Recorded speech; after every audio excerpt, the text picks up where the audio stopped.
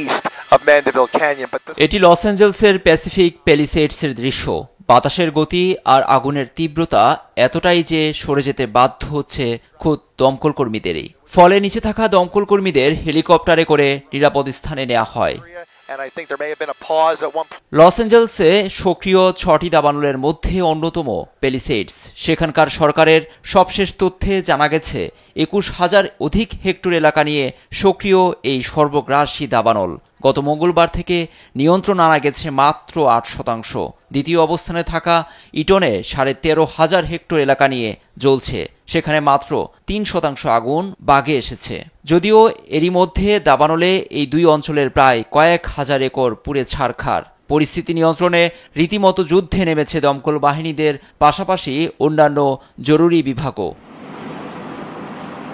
Los Angeles যখন পুড়ছে তখন লুটপাটে একদল। এ অবস্থায় রাতে কারফিউ জারির কথা জানান পুলিশ প্রধান জিম ম্যাকডোনাল্ড।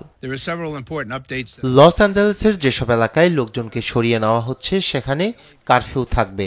সন্ধ্যা 6টা থেকে সকাল 6টা পর্যন্ত এই কারফিউ চলবে। আপনি যদি জননিরাপত্তা কর্মী বা অন্যান্য দুর্যোগ কর্মী না হন, আর কাউকে পেলেই গ্রেপ্তার করব। কারফিউর মাধ্যমে লুটপাট ও ক্ষতিগ্রস্ত এলাকা সুরক্ষিত থাকবে। সবার আগে জননিরাপত্তা। লস অ্যাঞ্জেলসে দাবানল মোকাবিলায় পানির ব্যবস্থা নিয়ে উঠেছে প্রশ্ন। ইউনিভার্সিটি অফ ক্যালিফোর্নিয়ার এই বিশেষজ্ঞের মতে এসব সঠিকভাবে গড়ে তোলা হলে এমন বিপর্যয় কিছুটা হলেও এড়ানো যেত। আমাদের নগরের পানির ব্যবস্থাপনা ঢেলে সাজানো হয়নি। এই বিশাল দাবানলের বিরুদ্ধে লড়াইয়ের জন্য আমাদের পূর্ব প্রস্তুতি প্রয়োজন ছিল। হয়তো এত প্রাণহানি ঘটতো না। তবে এমন দাবানল দুনিয়ার কোনো অগ্নি নির্বাপন ব্যবস্থা নিয়ন্ত্রণ আনতে পারত না।